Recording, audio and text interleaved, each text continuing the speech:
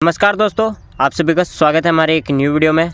आज के video topic खास बनने वाला है मक्के की फसल में, जिससे कि बहुत सारे किसान हर साल और हमेशा मक्के की खेती करते हैं, पर कहीं ना कहीं किसान का उत्पादन और कहीं किसान का फसल नुकसान जाता है। तो इसी टॉपिक में आज बात करने वाले हैं कि मक्के का सही बुआई, सही खाद, सही फर्टिलाइज़र, सही स्प्रे क्या कर सकते हैं और कौन सा मक्के हम लगा सकते हैं। आप वीडियो अभी तक कितना दूर तक देख रहे होंगे, तो आप पूरा वीडियो को देखिए और पूरा वीडियो में आज की जानकारी मिलेगी। टोटल मक्के की खेती में आप सभी कैसे कर सकते हो। अगर कोई भी किसान 1 एकड़ का फसल लगाया है मक्के का, तो उसमें आराम से 45 से लेके 50 कुंटल तक आराम से उत्पादन ले सकता है। अच्छे से मैनेजमेंट करके चलते हैं, अच्छे से देख रेख लेके चलते हैं, तो काफ़ी अच्छा उत्पादन मक्के का मिलता है किसान भाइयों। पर यहाँ पे किसान भाइयों क्या करते हैं कि बहुत सारे काम को किसान भाइयों भूल जाते हैं। उस कारण से किसान का फसल में काफ़ी ज़्यादा गिरावट दिखता है और किसान की फसल जो होती है कम उत्पादन दे के जाता है। तो यहाँ पे वही गिना चुना बातें को आज बात करेंगे हम अपनी इस वीडियो में कि किसान भाई अगर मक्के की खेती का बुआई का सोच रहे हैं या मक्के की बुआई कर चुके हैं, तो उसमें क्या खाद डालना है, क्या स्प्रे लेना है, कैसे उसको मैनेजमेंट करके चलना है, जो कि एकड़ में उत्पादन काफ़ी सुंदर हो, जो हमारा प्रॉफिट यानी कि जितना हमारा लागत है उससे लागत से दुगुना हमारा कमाई हो। हर एक किसान का सोच यही रहता है कि कोई भी एक फसल लगाए, उसमें अच्छा से अच्छा पैसा कमाने का कोशिश करते हैं किसान। पर किसान भाई का हल्का सा एक गलती के कारण पूरी तरह से फसल बर्बाद हो जाता है। तो आज इसी जो बर्बाद होने वाली जो फसल है उसको हम लोग बचा के कैसे रख सकते हैं, आज इसी टॉपिक में बात करने वाले हैं दोस्तों। यानी कि टोटल आज हम लोग मक्के की खेती में बात करने वाले हैं।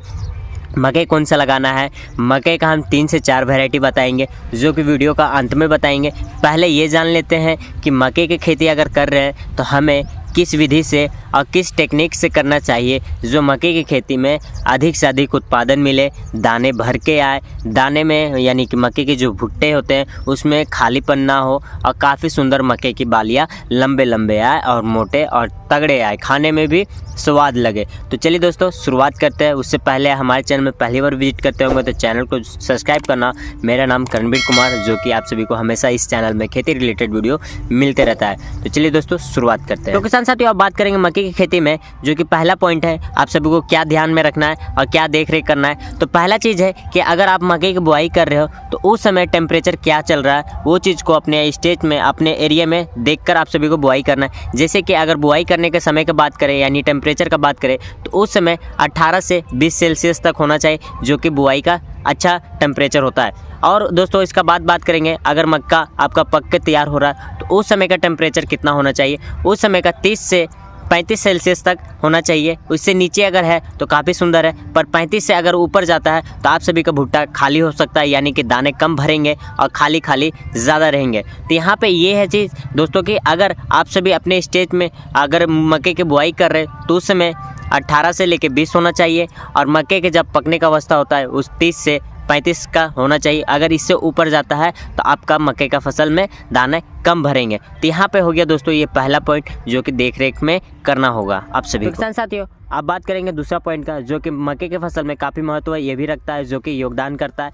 अगर आप गहरी जुताई नहीं करते तो आपकी मक्के की फसल गिर सकती है। मक्के की फसल में आपकी कम हाइट रहेगा। अगर मक्के की फसल आपका हाइट गया तो हवा से गिर जाएगा। तो आप सबको क्या करना है, मक्के की बुआई करने से पहले आपको क्या करना है कि अच्छे से गहरी जुताई करना है, उसमें धूप लगना है। धूप लगने से होगा कि मिट्टी में जितने तरह से बीमारी होते हैं वो बीमारी खत्म होंगे, जितने तरह से जड़ में बीमारी लगते हैं वो बीमारी खत्म होंगे। अब मक्के में काफ़ी अच्छा यानी कि जड़ फैलेंगे, और जड़ फैलेंगे तो पौधे यानी कि ज़्यादा लंबे जाएंगे, उसमें ज़्यादा तरह से मक्के लगने की संभावना रहेगा और मक्के के गाछ गिरने से बचेगा। तो यहाँ पे पहला दूसरा पॉइंट यही है दोस्तों कि अगर आप कभी भी जुताई करते हो तो उस समय आपको पहले गहरी जुताई करना है, उसके बाद लेवलर से यानी कि रोटावेटर से आपको मिट्टी को पूरी तरह से लेवल करना है और मिट्टी को पूरी तरह से भुरभुरी करना है। अब उसके बाद आप बुआई कर सकते हो। पर दोस्तों यहाँ पे आपको एक चीज़ और रखना होगा ध्यान में, यानी कि तीसरा टॉपिक क्या है कि तीसरा टॉपिक में आप सभी बेसल डोज में आप सभी क्या बेसल डोज में मतलब इस्तेमाल कर रहे हैं, जो कि बेसल डोज आप सभी का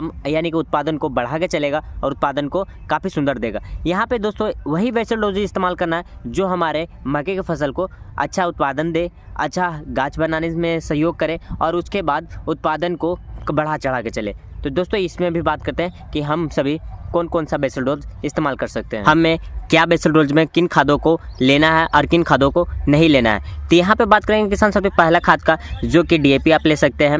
और जितना भी खाद हम बताएंगे वो 1 एकड़ फसल के लिए बताएंगे। तो पहला जो है हमारा DAP है। DAP आप 1 बोरा यानी कि 50 किलो ले सकते हैं 1 एकड़ के लिए, ठीक है, पर्याप्त मात्रा है। उसके बाद दोस्तों आप सभी को दूसरा में क्या लेना है, SSP लेना है, जो कि आपको 50 से लेके 70 किलो तक का आपको SSP लेना है, जो कि आपका 1 एकड़ के लिए रहेगा।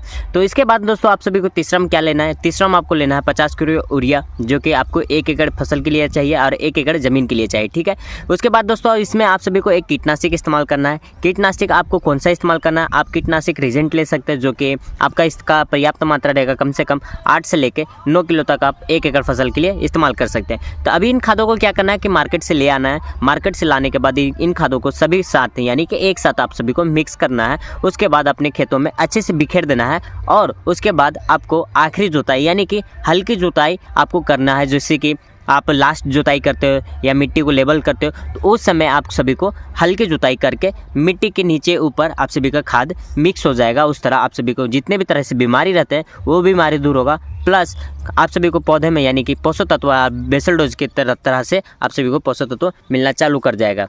तो ये हो गया दोस्तों आप सभी को बेसल डोज इस्तेमाल करना है, जो कि ये तीनों चारों खाद को आप सभी को मार्केट से लाके इस्तेमाल करना है। तो किसान साथियों आप बात करेंगे यहाँ पे 5वां पॉइंट, जो कि ये भी काफ़ी महत्व रखता है। अगर आप सभी बीज सही से बुआई करते हैं तो आप सभी को पौधे सही से तैयार होंगे, उसमें भुट्टे सही से लगेंगे और दाने काफ़ी सुंदर भर के आएंगे। तो यहाँ पे बात करेंगे दोस्तों अगर बीज की दूरी पे दूरी कितना रखना है, तो बीज से बीज की दूरी रखना है 10 से लेके 8 इंची तक आप दूरी से रख सकते हैं। बीज से बीज की दूरी, बेड से बेड की दूरी की बात करेंगे तो दोस्तों बेड से बेड की दूरी की बात करेंगे यानी कि 18 से लेके 22 इंच तक आप सभी रख सकते हैं, जो कि पौधे से पौधे की दूरी रहेगी। यानी कि बेड की जो लंबाई होती है, लंबाई के जस्ट बगल में जो हम लोग बीज डालते हैं उसकी दूरी बता रहे हैं, ये हमारा 18 से लेकर 22 इंच तक होना चाहिए, जो कि काफ़ी सुंदर होता है। और इसके बाद जो जड़ फैलते हैं, पौधे तैयार होते हैं, काफ़ी अच्छा पौधे तैयार होते हैं। ये हो गया हमारा 5वां टॉपिक।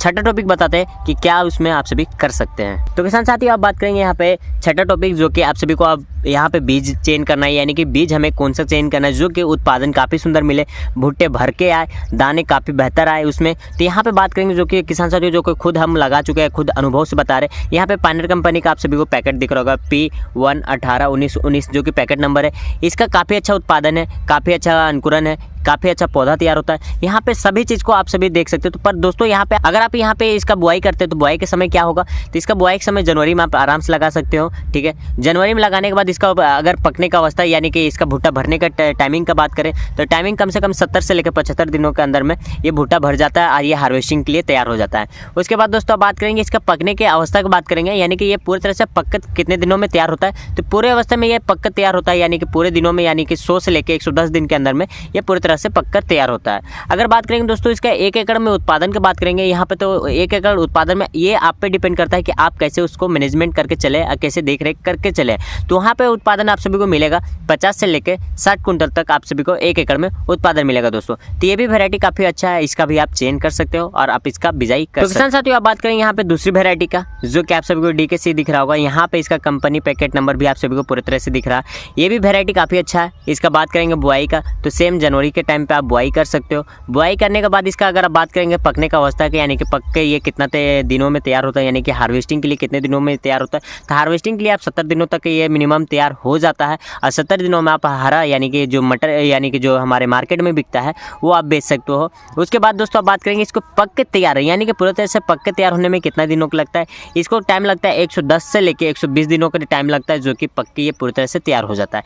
तो यहाँ पे बात करेंगे दोस्तों अब इसका उत्पादन कितना मिलता है। यहाँ पे 1 एकड़ में अगर आप सभी अच्छे से देख रेख किए हैं तो उसमें उत्पादन आप सभी को बेहतर मिलेगा, यानी कि 50 से लेके 70 किलो तक आप सभी को उत्पादन मिलेगा। तो किसान साथियों आप बात करेंगे यहाँ पे तीसरी वैरायटी का, जो कि यहाँ पे पायनियर कंपनी का आप सभी को दिख रहा है 3355 पैकेट नंबर है, जो कि इसका बुआई के समय भी आप सभी को दिख रहा है। यहाँ पे अक्टूबर से लेकर नवंबर तक में आप सभी बुआई कर सकते हो। उसके बाद कर दोस्तों इसका पक्का तैयार होने की बात करेंगे अवस्था की, यानी कि ये पक्का तैयार हो जाता है कम से कम 120 से लेकर 130 दिनों के अंदर में ये पक्के पूरी तरह से तैयार हो जाता जाता है, यानी कि हार्वेस्टिंग के लिए तैयार हो जाता है, रेडी हो जाता है। उसके बाद करेंगे दोस्तों इसका 1 एकड़ में उत्पादन कितना मिलेगा। 50 से लेकर 55 कुंटल तक आप सभी को 1 एकड़ में उत्पादन मिलेगा, यानी कि जितना भी उत्पादन है 50 कुंटल से लेकर 55 कुंटल तक सबको आप सभी को उत्पादन मिल सकता है ये कंपनी में। तो ये भी वैरायटी काफ़ी सुंदर है, जो कि आप लगा सकते हो अपनी फसल में, चेंज कर सकते हो, जो कि बहुत सारे किसान को बहुत जगह पे बहुत सारी वैरायटी नहीं मिलती, तो आप सभी ये भी वैरायटी लगा सकते हैं। तो किसान साथियों इसमें हम बताएं कि आप सभी को मकई की खेती में बेसल डोज क्या इस्तेमाल करना है, कौन सा मकई का बुआई करना है, कौन सा टाइमिंग में कौन सा मकई की बुआई करना है, बेसल डोज कैसे डालना है, सारे चीज़ कंप्लीट इस वीडियो में आप सभी को बताएं। तो किसान साथियों अगर आप मकई की खेती करने के लिए सोच रहे हैं तो ये चीज इन बातों को ध्यान में रख के करना है, जो कि आप सभी को उत्पादन काफ़ी सुंदर मिलेगा। नहीं तो उत्पादन में आप सभी को गिरावट दिखेगा और काफ़ी ज़्यादा गिरावट दिखेगा, इसके कारण से आप सभी को नुकसान हो सकता है। तो किसान साथियों अगर आप सभी को नुकसान से बचना है तो बेसल डोज जरूर इस्तेमाल करना। अब बेसल डोज इस्तेमाल करने के बाद जो मकई के अगर हम वैरायटी बताएं तो वो मकई की वैरायटी आप एक बार लगा के देखो, काफ़ी अच्छा उत्पादन मिलेगा और काफ़ी अच्छा उत्पादन के साथ काफ़ी अच्छा आप सभी का कमाई होगा। तो आप हमें कमेंट करोगे फिर से किसान भाइयों, आप सभी फिर हमें कमेंट करोगे कि काफ़ी अच्छा वीडियो लगा और काफ़ी अच्छा हमारा उत्पादन हुआ। तो इस तरह अगर आप सभी को वीडियो हमेशा देखना है तो किसान साथियों तो आप सभी को क्या करना है कि हमारे चैनल को सब्सक्राइब करना, साइड में बेल नोटिफिकेशन आ रहा होगा, बेल नोटिफिकेशन जरूर ऑन करना, क्योंकि उसी थ्रू आप हमारी वीडियो हमेशा देख सकते हो और इसी तरह की खेती आप सभी खेती जानकारी आप सभी को वीडियो हमेशा मिलते रहेगा और आप सभी को अच्छी अच्छी खेती का इसमें जानकारी देते रहेंगे। चलिए दोस्तों फिर मिलते हैं नेक्स्ट वीडियो में अच्छी जानकारी के साथ, अच्छी टॉपिक में। तब तक ले जय जवान जय किसान।